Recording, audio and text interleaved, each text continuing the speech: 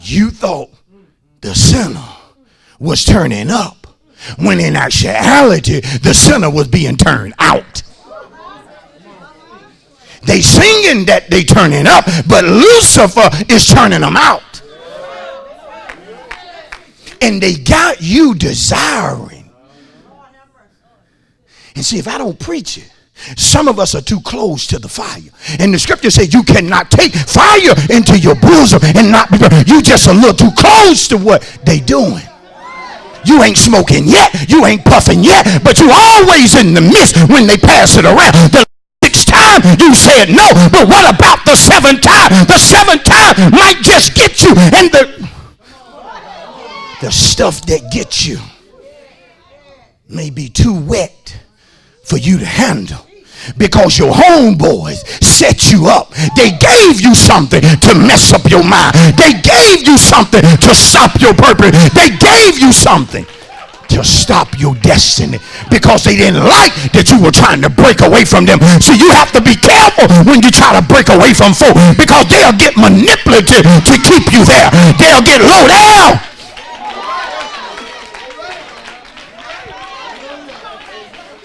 Third thing is Satan. Satan comes by way of demons to blind your mind. You're suffering, but in the midst of suffering, God is making sure that he give you a good word. He's making sure he give you a good message so that you won't quit, so that you won't give up. He's giving you a word that he know you need, a word that will empower you, for he already know man shall not live by bread alone, but by every word that proceed out the mouth of God. Boy, you got to know this kind of stuff, because when you get to suffering, Satan, which has to do with your adversary, he is coming to deceive you. He's coming to whisper to you and to tell you stuff like, it don't take all of that. What are you waiting on? Go ahead and just get your drink on. What are you waiting on? Go ahead and get your feel on. Go ahead and get your joy on. See, have you ever noticed that whenever you sow into the flesh, it's as if it's instant gratification? It's like you get thrilled immediately, but then when you start sowing in the spirit, it's like you pray for days and don't nothing happen. That's a trick of the enemy. You have to learn to put your body up under subjection. You have to learn to guard your mind and not allow any and everything to cross your mind, and just plant a nest on your mind, to just set up camp on your mind. I can't afford to think like that. If I think like that, I'll miss the blessing. If I think like that, I'll never be debt free. If I think like that, I'll never open the business. I'll never do what God wants me to do. So I have to guard my mind. Look at 2 Corinthians 4:4-3. 2 Corinthians 4:3. Notice what the scripture says. But even our gospel is veiled.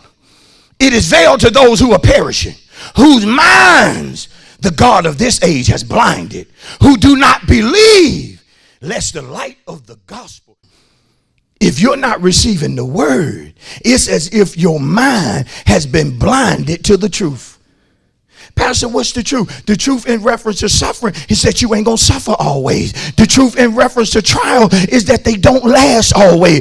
The truth in reference to suffering is that there is a reward. For God himself said in his word that if you suffer with me, then you shall also reign with me. And I come to tell Nuna, there is no reigning without no suffering. There is no glory without no pain. There is no victory without no cross. There is no joy without no self-denial. Come on here, church. You got to go through something. And I mean just what I said. You go through it. Don't you get stuck in it. You go through that trial. Go through that suffering. So Paul talks to the church at Philippians about, yes, Christ, yes, the Messiah, yes, the Savior suffered. But you have to understand that when suffering ended, he was given a name above every name. He was given a seat at the right hand of the Father. And so if you got the mind of Christ, you automatically know, yes, I'm suffering, but my suffering will bring a reward that I could not get without going through what God wants me to go through. Look at Matthew 16:21. You got to get this if you got the mind of Christ. Notice what Jesus said in Matthew 16:21. From that time, Jesus began to show to his disciples that he must go to Jerusalem and suffer many things from the elders, the chief priests, and the scribes, and be killed.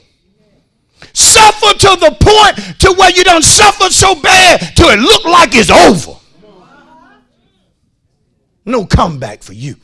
No blessing for you. No miracle for you. No promotion for you. God, I know I'm talking to somebody that's got to get back on the right track. But he has to go. They're going to beat me, but I got to go. They're going to lie on me, but I got to go. They're going to spear me in the side, but I got to go. They're going to make fun of me and ridicule me, but I got to go. They're going to place a crown of thorns on my head, but I got to go. They're going to whoop me 39 times, saving one, which is the maximum penalty recorded by the law, but I got to go there. Don't you know what's going to happen, Jesus? Yeah, I know, but I got to go there. And if you want what God has for you, you got to go through your suffering. Tell your neighbor, you got to have an expectation for resurrection. And tell your neighbor, when you have it, it'll be evident that you got the mind of Christ, because you will speak resurrection before it ever happens. He hadn't died yet, but he already talking about it's going to be glorious when I get up. It's going to be awesome when I get up. It's going to be awesome when that angel come down and roll that stone away. It's going to be awesome when they come in there looking for a dead man, but ain't no dead man here. The man has risen. The man ain't here. What are your enemies going to say when they come looking for a whim, but they find?